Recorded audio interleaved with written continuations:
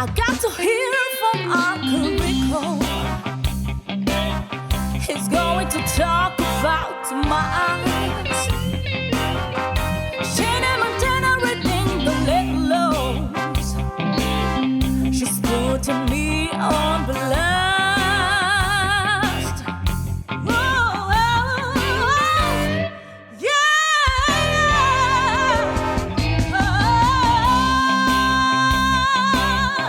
And there's a road who has to get on. He's just an old outcast.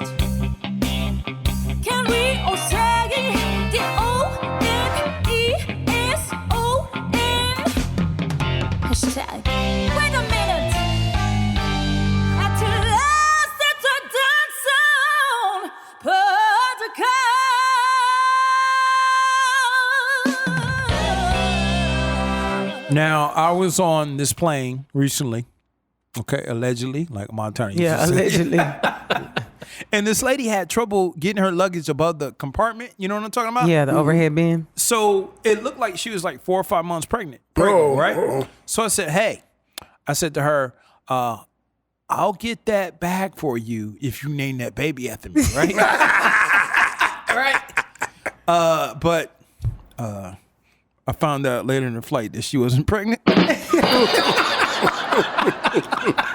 All bad. All bad. Oh, man. All right, so we have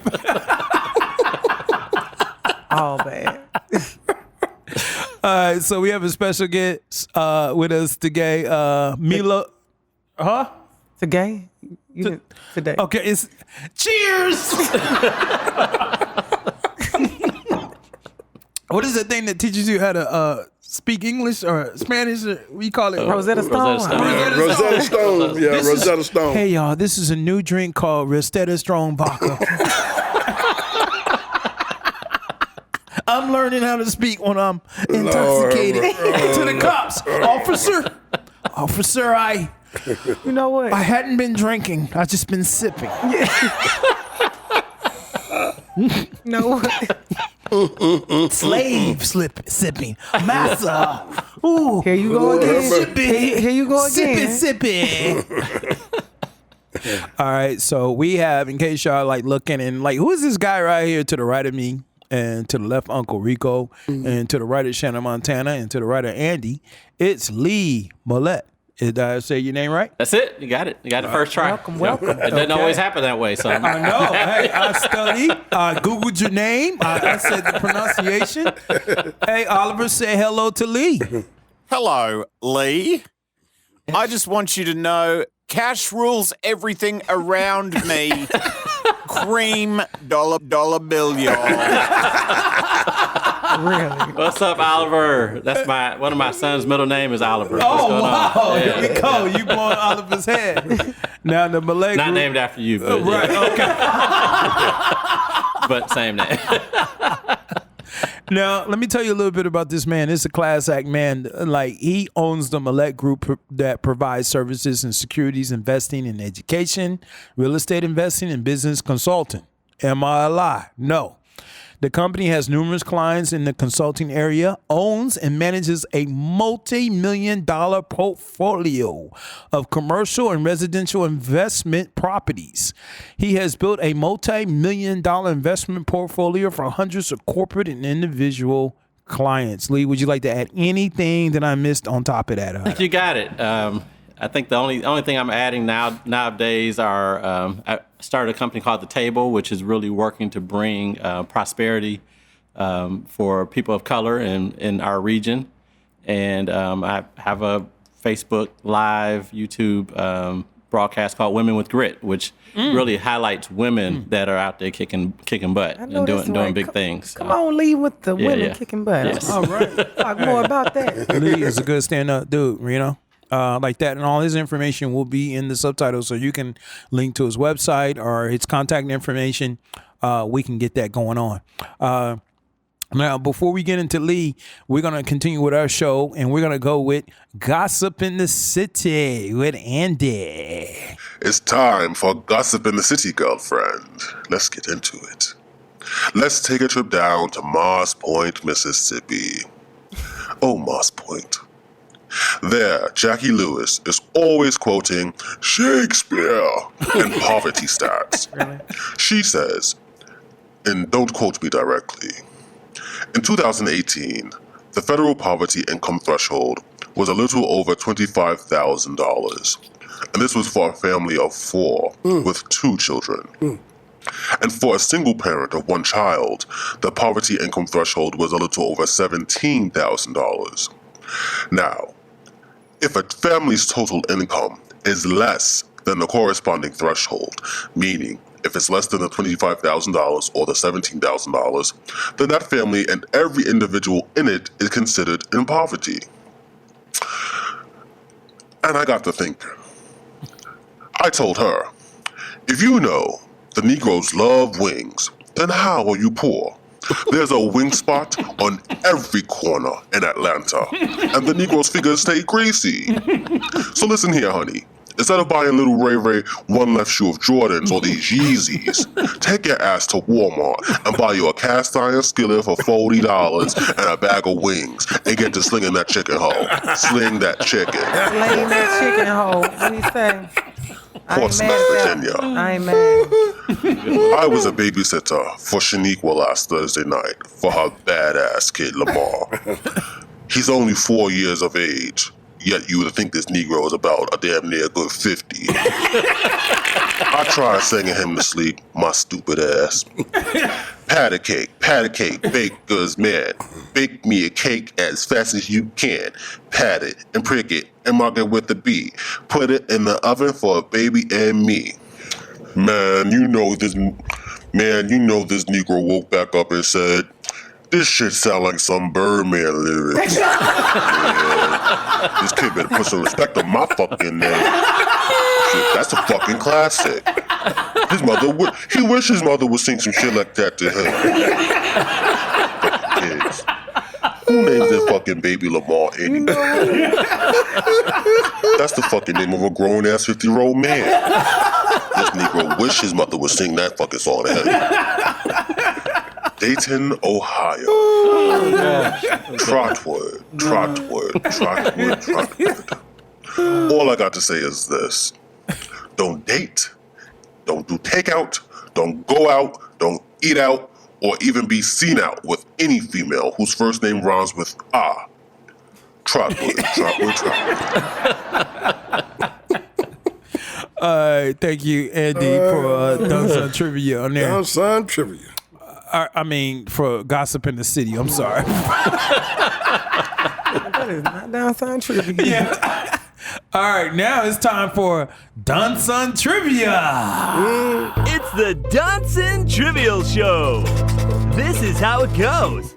You're asked 4 questions. You have to get 3 out of 4 right. If not, you're a dumbass. And here's your host, Rod. Yeah, I'm glad to be back. Yeah. So we pulled a straw out of a hat. And Montana, you went last week. Yeah, because I saw no straws pulled out of a hat. So. Oh, yeah, virtually. In the back alley. Guess who's up this week? Uncle Rico.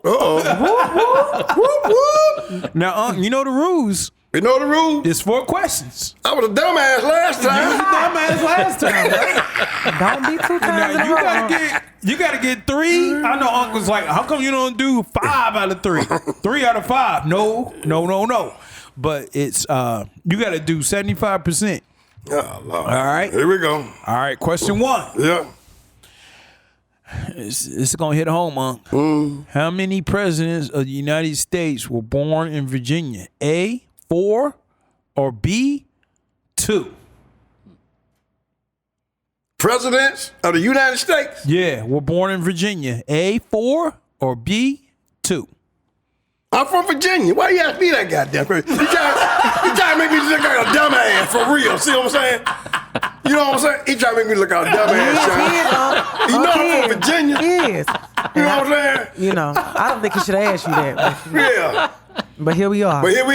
Yeah. A, 4, or B, 2? 4. I'm going to go with A, 4. He's sipping the cup. I must be a dumbass. Yeah, must be. What? Unc, you're right. right. All right there. You're right. Yeah, all right there. All right. All right, question number 2. What significance did spiritual singing have on slaves? A, had codes that told slaves how to escape, or B, I guess that escape thing was You after know what? slaves. What I need from you is Understanding. Okay. So it was Try a little A. bit. It was A, had codes that told slaves how to escape, or B, strengthened their religious belief. Wow, that's a tough one, man. Yeah. You know what? Let me just say this first. Okay. I was hoping it was telling them how to get the hell away from there. Run! He didn't make it that easy for you, You know what I'm saying? He didn't make it that easy. But when you look at it and you look at all the songs that's sung, I'm gonna say spiritual. So you saying A, had codes that told slaves how to escape, or B, strengthened their religious belief? Which one, A or B? B, strengthen their religious belief. You're wrong. I should have stuck with the codes. Run!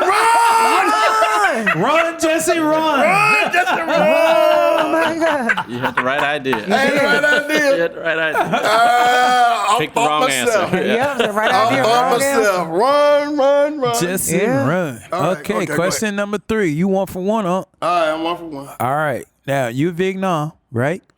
Vet. So what spurred full-scale U.S. involvement in the ground in Vietnam? Was it the Gulf of Tonkin, I was in the A, military during that time. right? I Or already know B, what that is. the assassination of President John F. Kennedy? Oh, that token thing. You are correct. No, no. You are correct. Yeah, they bombed that daggone thing out there in the sea, and that started it. Let's go. Right. You right. Let's go. Yeah. All right. Now, this is the 4th question. You got to get this one right, right? And if you don't get this right, you ain't no Negro. You challenging my Negro in this? Because you're going to have He gonna challenge my Negro in this. You're going to have to pass that card. Suki now. Like What he is it? said, we're going to get you out of debt. We're going to cut up your Negro card. Yeah, pull my Negro black card. Come on, what is it? All right, number 4. Last one. You got to get this right. Nah. In the Negro leagues, what position did Josh Gibson play? Oh, A, hell. catcher, or B, I know that. Josh Gibson. pitcher? I know baseball. A, catcher, or B, He pitcher? was a catcher. You are right on.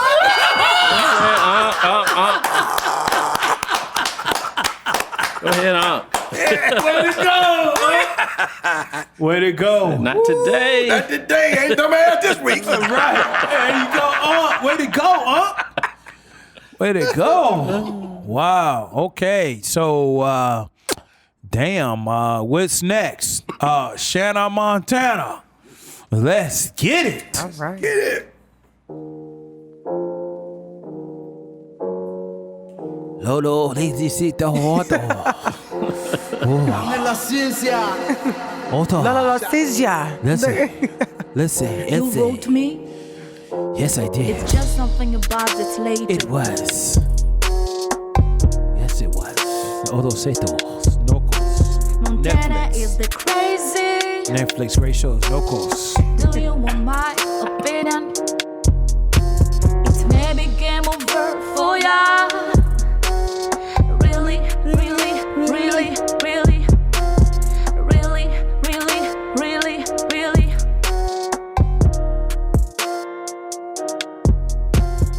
All right. So today's game over letter is titled, I Can't Afford to Leave. And this letter is from JL, who is located in Sandy Springs, Georgia. And her age range is 35 to 45. So the letter reads, when I met him, he was 6 foot 4. He might be in the NBA. Okay. 6 foot 4, 225 pounds, looked good in a suit and looked good in a car that he pulled up to take me to lunch twice a week. I made sure he picked me up right in front of the first floor window where the important people had window seats to watch my Prince Charming get out of the car and open his car door for me. We're married, still trying to have a kid. He keeps saying he needs time to make sure his career is stable. I oftentimes tell him we're together in this here thing called marriage, but he doesn't listen. My friends tell me, girl, stop it. Stop bothering him. It's his dream and you're there to enjoy the fruits of his labor. Spend, girl, spend. Is it more Gucci you want? If not, shut up. Let him make that money while you support him and his decisions. This all sounded great until one day I asked him about having a family again. First, he pushed me. I blame me. I should have given him more space. It has to be annoying. I know to keep asking someone to talk, to make a decision about something can be so life-changing. I've given it my all to this marriage, and I've given it my all to keep this marriage intact. My career forfeited because he didn't want me to work. I just go to the gym, have fun with my family and friends, and I'll be home for dinner. Just to think of the guy who truly loved me, that wanted a family and to build something together, I turned him down to be with vanity. The abuse is common now. I can't afford to leave. Too prideful to say this didn't work while I was chastising everyone to get a man. I hear life is about choices, but I didn't choose the verbal and physical abuse. I chose a man who on the outside looked like love to everyone else. I chose this man because of how others would see me. Yes, oh yes, he beats my ass on a regular. Whoa. Yes, what she said. But I just can't afford to leave. What? Can't afford right. to stay. So who wants to tackle this? We got we got Montana, we got Lee. Who want to tackle this? Wait a minute, hold on. She's taking her ass whoopings Yeah, on the regular. yeah. Why are you staying? Hey, that $340,000 house. No. That's why. That's why, though. That's exactly why. Right? She said That's it. why. That's why. That's the materialistic stuff. Yeah, that's why. We're talking about keeping up with the Joneses. too Yeah, late when that you in it. Jones, man, please. How many flights of steps does a $340,000 house have? Probably about 23. 2 minutes. Don't ask me how I know. Hey, but guess what? Guess what? I bet it ain't got more than the ass whooping she's taking. Nah. Damn. You know what I'm No. saying? Hey, man, no. It's 365 days in a year. So she getting her ass whooping every year. Yeah.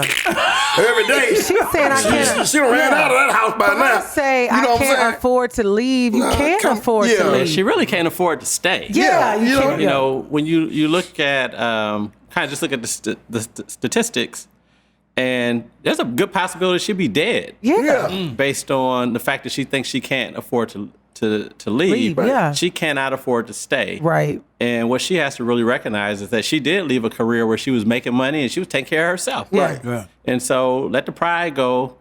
And, you know, your friends are going to understand where you're coming from. When you say, Right. look, this man was kicking my ass. I had to go. Yeah, yeah. It was either he was going to die or I was going to die. Die, right. And I don't look good in stripes or orange. Right. So, You know what I'm saying? I gotta go. So I'm out. I left. You know what I'm saying? I need to sleep on your couch or whatever for a little bit until I Yeah. get on my feet. But her Yeah. friends are going to take care of They her. are. And they're going They to love are. her and allow her to get out of that. But, Absolutely. you know, why, you in hear that about mess. so many men and women Yeah. that stay in these relationships because of the money. Yeah. And you really have to get out of it because of your life and your dignity and because you love yourself. Yeah, and you want to live. I want to be wanna live. alive. Yeah. And what you said about, you know, the girlfriends will be there for you. You know, unfortunately, about 7 years ago, You wasn't alive back then. I know, but, you know, I went through a breakup. It wasn't nothing like this. Nobody want to beat my ass because we both would have been on the news. Exactly. Let's be clear. Exactly. But it was a situation where I did have to rely on friends and family, and I had to be honest about what was going on. And they definitely were in my corner, super supportive from everything I needed, even when I went forward and got my own place. Now, this was like early 20s for me. You know, this is like 21, 22. So I was Well, just you learning. look like you 25. What do you mean? Like last I year? am. What y'all doing last year? I'm only 25. I'm 25. This was This last happened year. last year, right? last year. Okay. You ain't let your people know because these brothers would have came in. They would have checked dude. They would have checked dude. Of course. So speaking of that, you know, just having the support of friends and family, people think they don't have that and they do. So I think that what you said is so true. She just has to tap into that and understand that, yeah, you might go from that $300,000 house to this apartment that's in Nashville, $2,000 a month.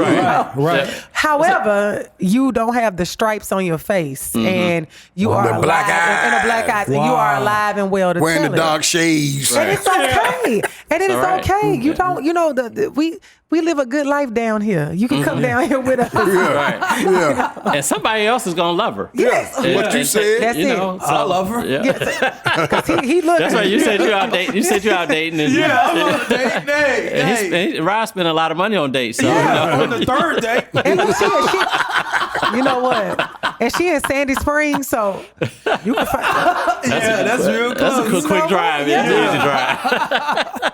Hey, Lee, let me ask you this question. You consult, right? I do. Yeah. So do you, you don't have to say it. You can say, Rod, I pass on this question, right? Mm-hmm. Do you have people that trying to get financially right that have been, what word can I use it? Like maybe beat down or like you do? Yeah. Oh, yeah. I mean, it's one of those things that, whether you've lost your job, gotten a divorce, been in a bad relationship, been in a relationship with somebody that just jacked money off or whatever, you can find yourself in this pit, in this situation where you're looking up and you thought you were going to be up, but you actually just looking up because, the relationship and the people you chose to be around have you down. Right. And what I advise people to do is get rid of that. Get rid of those people. It's okay to start over. Yeah. I mean, you look at how many people start over and really, really make a good run at it. Right. I've gotten divorced and you hit that level and you splitting everything up. And so you might have had a whole, but now you got a half. And what you have to recognize is that if you've done it once, you can do it again. There you go. And if you haven't done it, then you know somebody that has, and you just need to affiliate with those people and figure out how to move ahead. So, yes, I mean, if you find yourself in that position, you are not alone. You're not the first and you're not the last. Right. And many people have figured out their way to get out of it. It takes work. It takes sacrifice. It takes being around the right people that are going to speak, positiveness into your life. They're going to help you, whether it's helping you with your kids or just helping you pay some bills off or whatever. They're going to help you. Just don't forget them when you get there. But if you put the work into it, man, I mean, millions and millions of people make that rebound and they come back. And even through COVID, Right. I was talking to a buddy of mine yesterday. His company, he sold a company, and then this year because of COVID, because he figured out how to tap into the COVID, his company did $22 million. Oh, wow. Brand new company. Yeah. Look, he had the pieces to the puzzle. Hey, you got to get. He figured it out. You got to figure it out. Figure it out. That's what he figured out. Help is out there. Yeah, Right? don't feel sorry for yourself. Right. Feel confident in yourself. Yeah. And figure out, what you can do. What's your skill set? What do you love doing that people will pay you to help them do or pay you to buy from you or whatever it is. Yep. And you can get out there and you can go get it. Yeah, sky's the limit. All right. Hey, Lee, just a quick note though. Is that easy or is it just about self-confidence? What is it keeps people from not getting out there? A lot of it's self-confidence. Even more so is having the wrong people around you. You just think about it. I remember when I left Detroit and went to school in North Carolina and moved here, I had to let some people go. There you go. And because they weigh you down. Right. Yeah. And they weigh you down because they ain't doing nothing. They're not trying to go the same direction as you. Yeah. They're negative. And you need the total opposite of that. Oh, yeah. You need people that are headed the same direction as you. You need to be around people that's killing it already. Yeah. And you can just get that tailwind, Yeah. Get up in there. And suck it and roll with them. Right. Yeah. People are gonna be positive around you. People are gonna, will try to do whatever they can to help you. Yeah. And so many people want to keep it as that quote unquote keep it real. Yeah. Keep it real until it goes wrong. That's what they say. When keep it real goes wrong. Say it was real till it was real till it wasn't. Yeah. Keeping it real is keeping it going towards your goals Right. and your mission. Not somebody else. And not somebody else's. Don't keep up with the Joneses. Just keep up with Lee. Yeah. I tell everybody that's enough. I feel you. That's enough. That's enough. But yeah, just you got to really believe in yourself. Put your plan together. It's not easy. If it was easy, everybody be doing it. Right. Right. The easy stuff is what everybody does. Yeah. And that's why everybody ain't got nothing. Yeah. That is so true. You said a quote earlier about the people the top 1%. Yeah. And the top 5%. Yeah. So when you talking top 1 and top 5, that means 95% of people ain't there. Ain't did it. Ain't do it. So find out what the top 5 or 10 and 1 did, and push it that way. Oh wow, that's some good stuff right true. there. But you said. Hey Oliver, what you think about this letter? All right, mate, every season, this has become a common theme, it seems. I say this to all the women of the world. Don't stop living your life to be a part of someone else's hell. You have to ask questions beyond what type of car do you drive? I mean, damn. All right, Andy, what you think about this letter? If you're in Trotwood, dial 800-799-SAVE. Okay. All right, Lee. So look, this season 3, we're doing things a little bit different. That we have questions from people from all over the United States, pretty much all over the world. So you're gonna hear some different accents. Okay. That people are gonna ask you some questions. The staff is probably gonna piggyback maybe off those questions and stuff like that.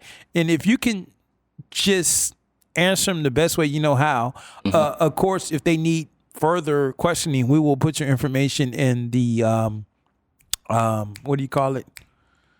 The description. I'm like, I don't know. Right. You'll be able to find it somewhere. Yeah, you'll be able to find it somewhere. Just dial hit my website. 1-800. Yeah. All right. So we're gonna forward these questions at you, Lee, and just answer them, and then we'll piggyback and whatever like that. Okay. So all right. Let's hear it from the first person. Hello, Lee. I have a 401k that I invest in at work with Fidelity, but a friend of mine, actually a cousin, is telling me to open up my own personal Fidelity account just in case I get fired. Is this true? And if so, what are the benefits of having a separate account? Hey, that's a great question. So let's be clear. Your 401k, it goes with you. So if you leave your company, you get fired, you quit, what have you, whatever money you put into that 401k is yours. And so it will roll with you wherever you go. However, the company match may not. So whatever the company match is, sometimes it's a cliff. It may be a 6-year cliff. So year 1 is 20%, year 2 is 30%, 40%. And so as it rolls up, you may have to be there 5 or 6 years before 100% of the match will leave with you. But whatever you put into the 401k is yours. And it's very easy once you leave to set up another, an IRA, a rollover IRA. It's pretty easy to do that, whether you want to do it with Fidelity or, if you seek out an investment professional, they're going to guide you and help you really set that up. You want to roll that money over because it'll prevent you from paying any penalties, it'll prevent you from paying any taxes, and it'll make sure you continue to put money away for retirement. What I see a lot of times is people will leave a company and say, oh, it's, and think about it. Most people leave a company every 4 or 5 years. So over a 40-year, career, then you may have 10 different jobs. And after every year you say, oh, it's only $30,000 or $40,000, I'm gonna just take that money. That's just a little bit of money, and then you jack it off because 9.9 out of 10, you're not gonna know what you did with it, and it's not gonna do anything to help you build your retirement. So instead of taking that money, just roll it over, keep it in an IRA, and keep it invested, and so that when you do get ready to retire, you actually have something. Right. So it's not about. So again, keep in mind, whatever you put in the 401k out of your check is pre-tax, it grows tax deferred, and it's yours. Mm-hmm. So when you leave, 100% of that money is yours. Doesn't even matter if that company goes out of business. That money is yours. What you may not get 100% of is what they match. And so you have to seek more information from your benefits department to find out how the match grows and how you vest in the match. Okay. Excellent. Yeah. All right. Next person that asking Lee a question. Hello, Lee. I'm a single parent, mother of a 15-year-old, and I live check to check. I want the best for him, but how do I invest with no money? Hey, that's when you look at the statistics and you see that over 50% of Americans live, kind of under the poverty line. That's something that that very, very many people will face. What you have to do is something I heard earlier is you really have to figure out what's your other grind. How else can you make money? If you're living paycheck to paycheck just to make the bills, to pay the bills, then you obviously can't pull anything out of that to save. However, there are weekends, there's nights, there are other times where you could maybe make more money. So whether it's through a hobby, let's say you like to bake and you can sell cakes and pies over the weekend and you just commit to taking all that money to invest it in your business and to put up, that's an opportunity. Hey, you may be babysitting. Everybody looks around and needs a babysitter. And if you're a more mature woman, and I would love to have my kids stay with you versus a teenager. Mm-hmm. And so it may be that. So we can't get too big or too important where, a job is too beneath us. That's an opportunity for you to make additional money and to put that money aside. So you really have to figure out, how can I make some additional money and to maintain my quality of life, and then also allow me to put money up on the side so that I can start building wealth. It has to be a priority. It will require some sacrifice. It won't allow you to keep up with the Joneses, but it will allow you to surpass the Joneses once you retire. There you go. The other thing is, even if your company offers some type of retirement plan, make sure you contribute, because if they're matching, then whatever you're putting in, you could be doubling up what you're saving. And over time, what we see is it takes time. Wealth isn't built up. A lot of people that win the lottery go broke because they didn't put the work into it to earn it. So it's not necessarily going to happen overnight, but over time you can build wealth. You could literally live better in retirement than you ever lived while you worked. Oh, wow. There you go. Hey, so I got a question about that. So I guess most companies offer a 4% match? Anywhere from a 3 to 6% match. Now, the question is it dollar for dollar, or is it 50 cents on the dollar, or 25% on the dollar? Whatever it is, though, if you put $1 and they put $0.25, and you made 25% on your money right then. Yeah, my job does 6% is dollar for dollar. 6%? Man, that's killer. If you ain't, and anybody that's not, anybody that's not doing 6% at your job, it's crazy. It's crazy. And so why do people do less than that? I don't know, but there's absolutely no reason. When you're young and dumb, because they think that they're gonna miss out on money on their paycheck. Or because they are when you're young and dumb, money. I started with my company when I was 5. I'm gonna say that. Okay. So, 5 years old. I was 5 years old when I started working for them. I ain't know nothing. All right. So it took me about 2 years in for somebody older to tell me like what that meant. Right. Like I didn't know when I first started working for them. And then like 2 years in, somebody schooled me, and I me, Virgo and me, I'm like, let me go do a little bit of research. I learned enough to know, I'm taking this whole 6%. Yes. So, Right. but I know people present day that have been there for like 10 years and still don't take the 6% match. What? Crazy. Yeah. So Crazy. you hear about people doubling their money in 5 or 6 years. You double your money every paycheck. Yeah. Yes. I mean, you win it every paycheck. Wow. So you think let's take somebody that makes $40,000 a year at your company. 6% of that's $2,400. So I'm going to put $2,400 up. My company's going to put another $2,400. I got $4,800 a year going into my retirement plan. Their investments that over a 40-year period of time, that equates to $3 to $4 million at retirement. Yeah. Again, you're gonna live better in retirement than you did working. Wow. There it is. Look. Are you kidding? But you won. Yeah. You won it. I mean, you won. Yeah. You got $4 or $5 million at retirement. There's not a whole lot you can't do. Can't do right. And then you can That's leave. I mean, because then if you just take 5% of that a year out of $5 million, that's $250,000 a year. Yeah. We can make that work. You can make that work. And you ain't spending that a year now. Especially then, I ain't got no kids. Spending that a year now. Wow. That's right. Yeah, you won. And and if you have kids, you're gonna leave them No, something I'm because you not can't doing spend that. You're right. No parts of that. No. Well, personal kids. Go to the next subject. All right. So this is a question from another listener on here. Hello, Lee. I am married in my 60s post-retirement. The only investment I've done was through my job, but the money was spent years ago, and we have medical debt. Where do we start? Yeah, that's a tough one. Here's the thing, and I say this, kind of go back to our conversation, the question ahead, the earlier you start, the better you position yourself. Right. It takes time for your money to make money for you. Right. And so the more time you give yourself, the more you'll have, the more opportunity you have to build wealth, to have what you need to have for retirement. Mm-hmm. When you're starting in your 60s, if you're retired, I mean, what are you putting into it? Where? Right. So you see people asking you at Walmart, hey, would you like a cart? There's a reason why. Is it too late, Lee? Yeah, pretty much. You know, be honest. It's pretty much because you don't have any more income. You've retired. Mm-hmm. You've spent up all your money. So that means you got to go back to work. So because the worst time to find out how much Social Security is when you're retired and that's the only thing you have. Mm. Right. You find out then that it's not much and it won't cover your expenses or your bills. Mm. And let's say you didn't buy your house and so you're renting. Rent is forever. Right. If you bought your house and it's paid off, then at least you don't have a mortgage, but you still have property taxes and insurance and maintenance and all that stuff. So it's really a tough situation. And that's why, unfortunately, a lot of people rely on their kids to help them make it. Yeah. And, wow. So instead of leaving something for your children's children, you're taking from your children's children in order for you to live. And, in America, and people are living longer nowadays. I mean, people are living at least to 100. And people are living in more centurions now than ever before. I mean, I look at my parents. My parents are 84 and 85, and they're healthy. Yeah. Right.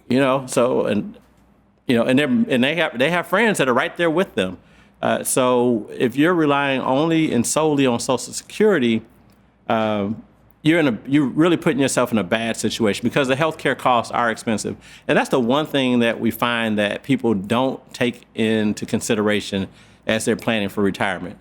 Medicare covers so much, and then we have what we call this donut hole where Medicare is really not paying for stuff and it's coming out of pocket. Mm-hmm. So a lot of times whatever you had saved up, you're pulling that out to pay your medical bills. Mm. So not only is it important to save and invest, but it's important to live a healthy lifestyle.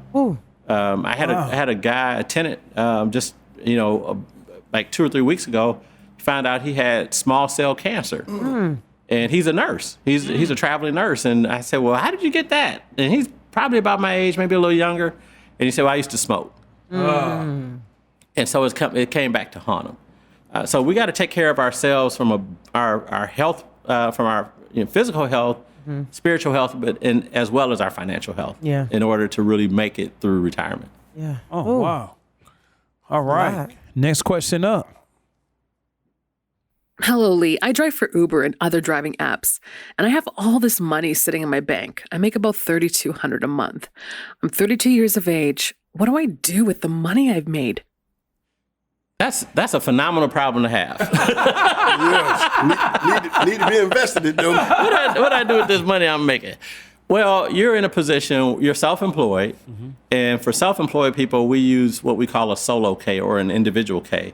It's very similar to a regular 401k that some of your friends that work corporate have, but it actually allows you to put up a lot more money into your retirement. So what I would initially tell you to do is to set up an individual or solo K that allow and maximize what you can put into it based on what your cash needs are, your living expenses are. Everything else I would put into that. Another area I would advise you to invest in is save up if you don't own your own home, save up and buy a house, and then after that buy some investment property. And so those are some areas that I would. But get your retirement plan squared away, and then as you're making more and more money and saving more and more money, it allows you to buy your home, it allows you to buy investment property and do some things that really help you build wealth. All right, so I have a question. So does the house need to come before the investment property, or you have to have the house, then the investment property? It's different schools of thought. So when I graduated from college, my first big purchase was not a brand new car like my friends. Right. I bought a duplex out in Bordeaux. What? And so that was smart. That was my first big purchase. I didn't buy my own personal residence. I thought I was going to live in one side and rent the other side out. Well, my tenant in the front that lived there when I bought it, she had a good friend that needed a place to stay. And I said, well, she's going to pay too? Oh, yeah, well, I'll figure out my living situation right. because I had a chance to, really make good money off of it. Yeah. So in an ideal world, your personal residence comes first, But in an opportunistic world, if you have an opportunity to find some investment property, go ahead and get it. Yeah. You have so many people now that are saying, well, I remember when real estate was X. Well, it ain't that no more. Right. It costs more. And you don't want to be the one that says, oh, I should have bought it back in 2021 when it was, I thought it was just so much. Dirt doesn't typically go down. I mean, it may slow down, it may soften up, but it always rebounds. Right. So, Right. when you have the opportunities, go ahead and buy. The other thing is, a lot of times we don't know where we want to live personally, or we have different things that we need to get done. We may not be sure if we're going to get married. I mean, there's some life things that we may not have figured out, which may prevent us from actually buying our personal home. But if you have enough to buy, some investment property, go ahead and buy it. Somebody else is paying that note. I know it. And even Regardless. regardless, Yeah. and even if you got a 20-year note or a 30-year note, for that 30 years, you have a tenant, they're paying it off for you. Yeah. And so you're building equity. Yeah. That your money, every time you go to put your head on the bed, on the pillow, you're still making money. Oh, You're wow. sleeping and That's the making key. money. And that's the key. Wow. Make money while you sleep. That's it. Yeah, that's the key. Wow. Snow days, you still making money. All that. Still making monies on there, right? All that. All right. Go ahead. All right. Go to the next question here. Hello, good day to you, Lee. Good day. I have a quick question. I am 40 with a family. What steps do I need to take to become financially wealthy?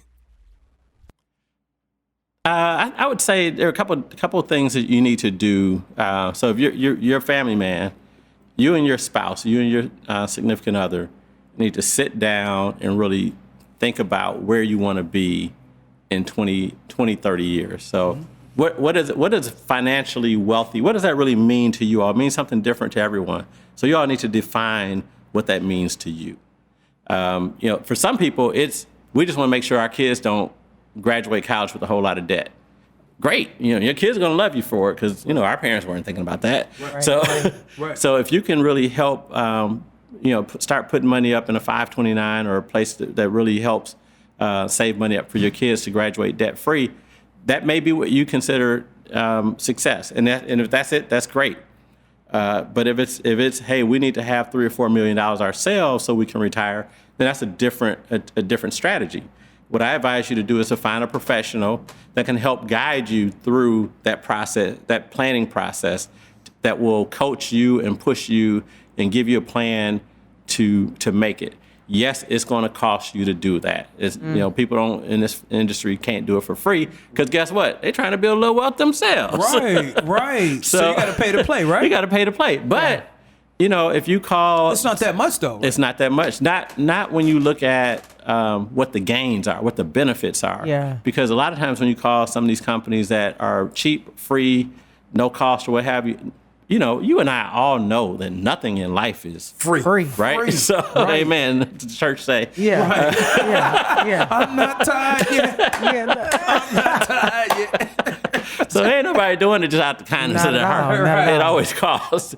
But if they can't help you, can't guide you, if every time you call, you say, well, I'm trying to do such and such, and they say, oh, okay. Well, we have 10 different funds, and you can pick which one you want to go into. Yeah. That's not helping you. Right. And what we find is that people that have professionals do better long term than people that don't. Yeah. Just plain and simple. This Robinhood app, they're finding that out now too.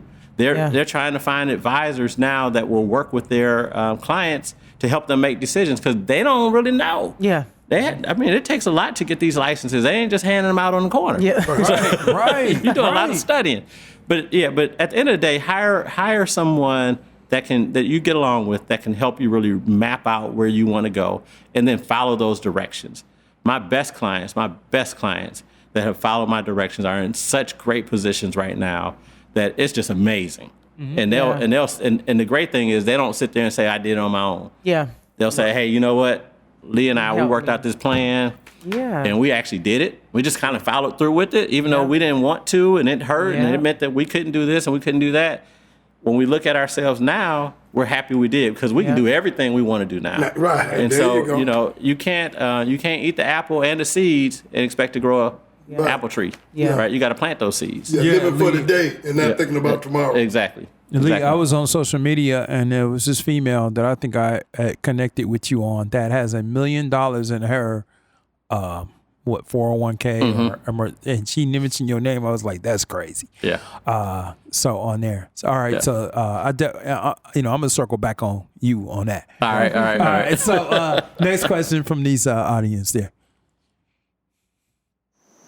Hello, Lee. How important is an emergency fund before I invest in stocks? It's a great question. I think you have to build them simultaneously. You know, some people will tell you build your emergency fund and then start investing. Well, what you find... That's good. I'm glad you said that, but go ahead. Because what you find is that there's always an emergency. Oh, yeah. All the time. They never go away. All the time. I ran across one this week. All the time. Ran up on a flat tire. Yeah. I already knew I needed some new tires. Right. And I ran into the shop, and I already knew the guy couldn't plug it. There's wasn't enough thread left on it, right? Yeah. So I'm already looking what I'm going to put on now. Yeah. So I had to put a brand new set on now. There you go. All the way around. Yeah. 1,025. Exactly. Yeah. That was Monday morning. Right. You know what I'm saying? I said, oh boy, here we go. Yeah. Right. I was trying to save it to the next oil change. Okay. Yeah. Yeah, but you always got the plans, man. Yeah. Your plans and actual reality are always different. Always different, yeah. Always. Yeah. Yeah, so you really have to, again, and that's why it's important to find a coach, somebody that can really help you plan out how to do it. Because some of, if you, let's say you have $100 at the end of every month, probably 50 of it, maybe 60 goes to building your emergency money, but the other 40 needs to go to investments. There you go. What you find is that when things go bad, the last money you touch is this money you put up, that you invested. Right. You don't, when you out at the mall, you see the Chanel purse. Yeah. You don't say, let me break into my investments. No. You go in the emergency fund. Right? Right? Yeah. You're right. We don't look at the emergency fund first. We don't. So we don't look at the investment fund first. because that just seems so off Yeah, limits. it does. It's like, it don't even cross your mind. No, I can't mess with that. That money making money. Yeah. Did you see what they did last week? Yeah. But you look at your emergency fund and you're like, I ain't even make no interest on it. Matter of fact, the bank charged me like $3 to keep it. Yeah. So, so you have to really, you got to do them both. My opinion. Yeah. You got to do them both at the same time.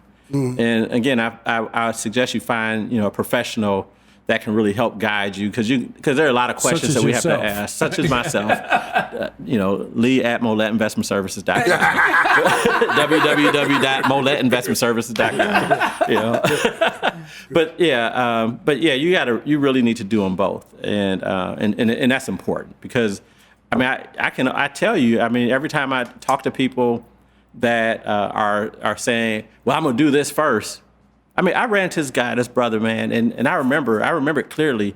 We were on 2nd Avenue, and he stopped me, and he said, Lee, if I had listened to you 20 years ago, when I had that $30,000, and you did that plan for me, if I had listened to you then, I wouldn't be working now. Oh my gosh. He said, because I've tracked those investments, and I looked at that plan you gave me, I would be done. And what did he do? He ghosted me back before ghost was a word. He ghosted you. Yeah. he just disappeared. Yeah. But I've had a lot of people that do that because it's really you really do have to make a sacrifice. Gotta have some discipline. It's in your discipline. Life. Yeah. It's like everybody wants a pill nowadays. Yeah. Well, you might be able to find a pill to lose weight. You might be able to find a pill to help you with your memory, but you can't find a pill to help you get rich. Hey, Lee, so all right, let me step in here just for a second. What is the definition of sacrifice? To do without. You're gonna do without something that you want. It's not what you need. Right. It's what you want. Right. That's it. Because you're not doing without food, because you do need food. Right. Now you ain't got to eat prime rib every night. Yeah. You ain't got to have lobster every night. Right. But you got to eat something. Yeah. So maybe you're sacrificing the prime rib or the lobster. You're sacrificing, going out for drinks with your girls or your guys. You're sacrificing some travel. You're sacrificing some clothes. But here's the thing: the stuff that you're sacrificing is not stuff that's going to make you money. Right. It's stuff that costs you money. Yeah. It's stuff that depreciates, like the cars we buy. You could, so when I talked about this earlier, I bought a $27,000 duplex. I negotiated it down when I bought it. It was in foreclosure. One of my best friends bought a $27,000 Ford Probe, brand new, it was tricked out. I mean, that thing was cold. Right. How much is the Probe worth? How much is that duplex worth? Plenty money, the duplex. Give me the duplex. Who paid for the Probe? Who paid for the duplex? Right. Yeah. Give me that So it goes duplex. back to it. The tenants paid for the duplex. He paid for the Probe. Yeah. Oh, damn. See? Yep. Common sense. Right. Yeah. Probe ain't worth nothing today. They ain't never worth nothing. Sure ain't. Duplex worth a couple $100,000. Still making money. And still making money, more money. And the rent has over doubled in that period of time. That's why I said your money ain't making money. You behind the 8 ball. Exactly. So that goes back to my point. Most of the time when we're sacrificing things, they're things that we don't have to have. We don't need them. They're not allowing us to grow. They're not allowing us to build wealth. They're not nourishing us in any way. No way. It's stuff that, as Bishop Joseph Walker said, keeping up with the Jones. Keep buying stuff to impress people that you don't like, and they don't like you either. They don't like you either. That's it. And they're going to look at you and they don't like you. And talk about you and everything else. That's it. Right. So that's really what sacrifice is. And you got to go past stuff. Right. Sometimes you just got to go. I mean, I went, and I like to buy clothes and all that stuff. I went 2 years without buying any type of new clothes. Wow. Nothing. I can care less about that's it. My wife get them on me all the time about this stuff. Yeah, why don't you go buy something? I don't need it. What I don't need it. Where am I going to put it? I'm investing my money. Where am I put? Because think about it. A lot of times we buy expensive stuff because we say we want it to last. I buy the good stuff so it'll last. Right. Shit ain't lasting no longer than the regular shit. Yeah. And it lasts because you don't never wear it. You know what? Yeah. You know what I know that likes new clothes more than anything in the world? What? Moths. Yeah. Yes.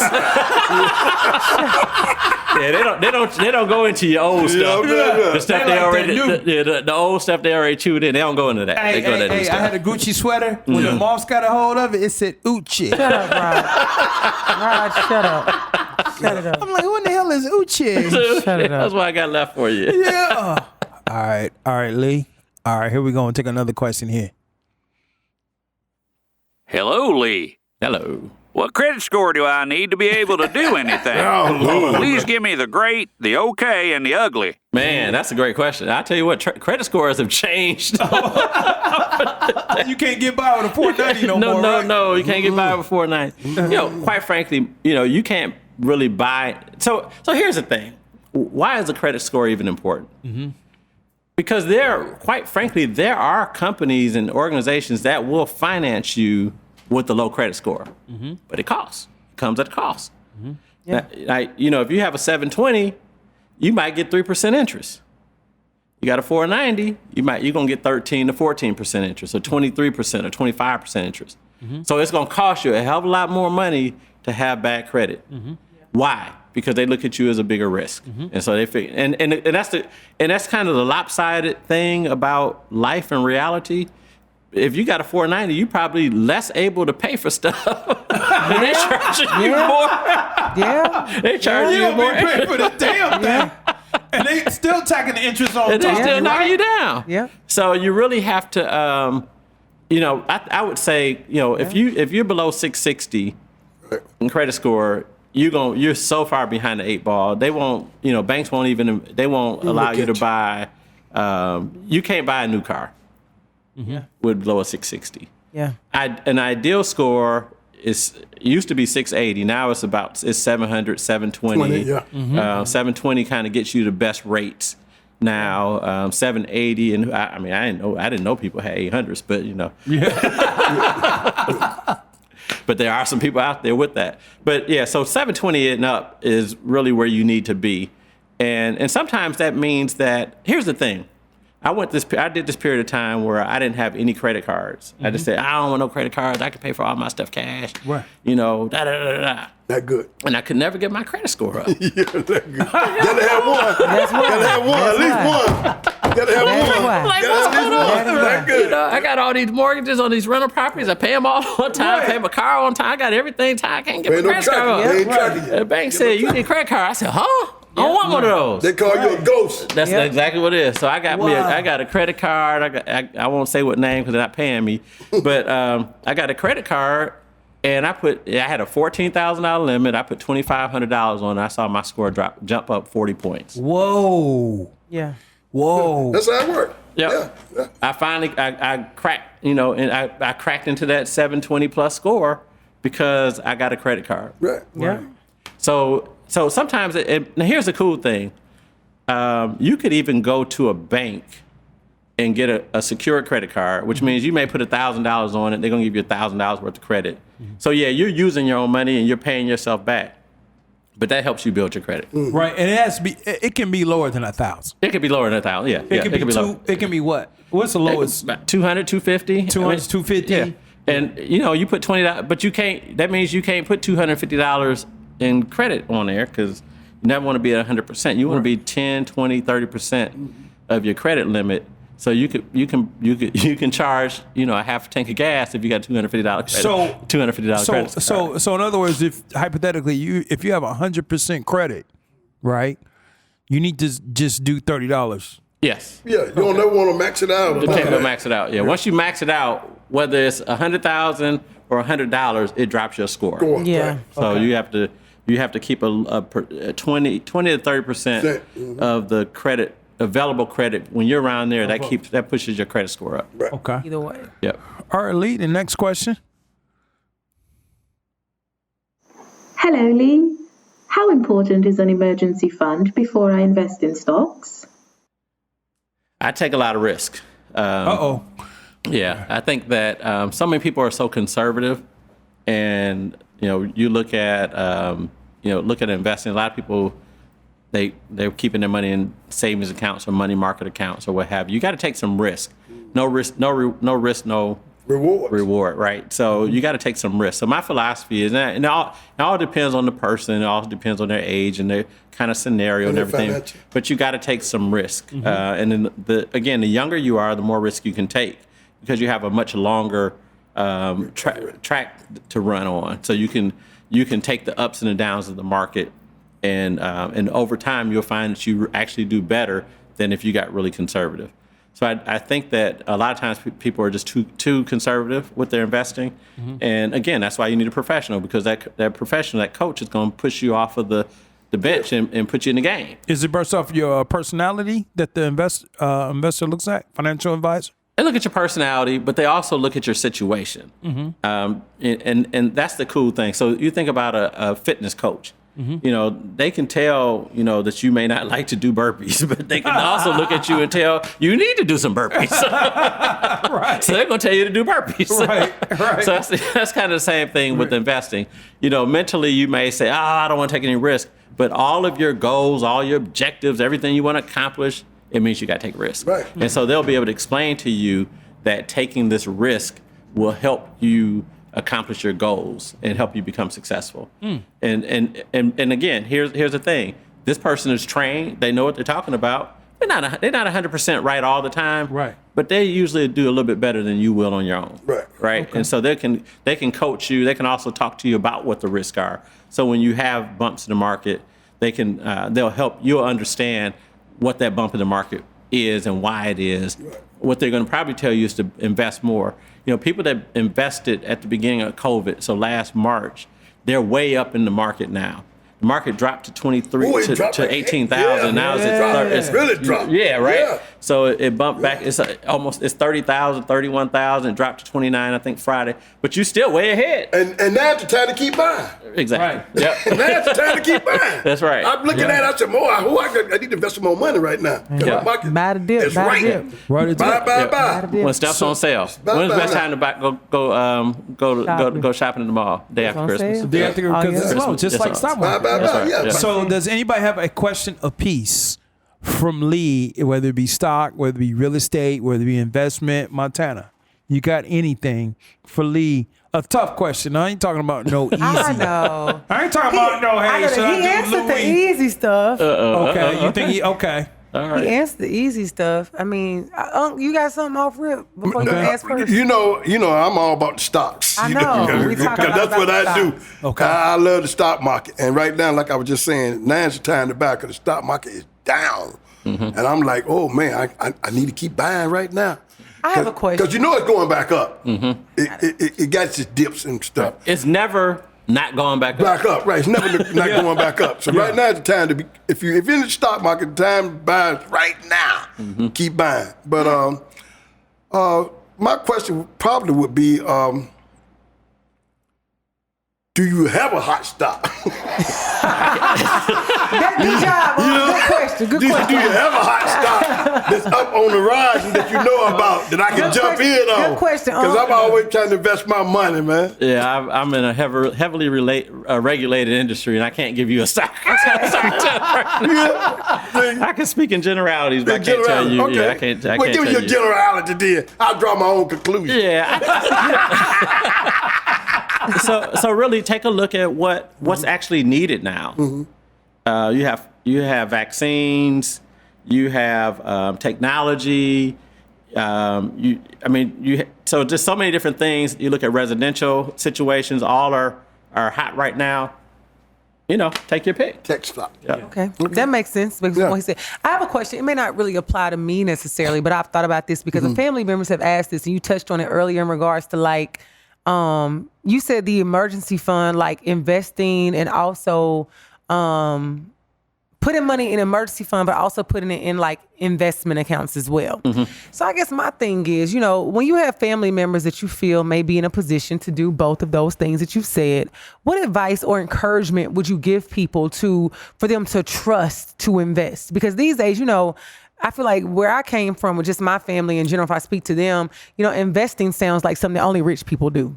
And we have so many apps and stuff that are available to us. So what advice would you give to, say, the everyday 9-to-5 worker that encourages them to, you need to save and put in your emergency fund, but investing is a real option for you to make money as well? Yeah, so that's a great question. Here's the thing. Rich people a lot of them got rich by investing. Yeah. Let's start there. So it's really, it's important to take advantage of these markets. It's not just for rich people. People that, you look at a lot of the apps, the mutual funds, a lot of those different things are designed to help people get wealthy. Okay. And so, okay. Excuse me a second. Well, thank you for tuning in to the Doneson Podcast.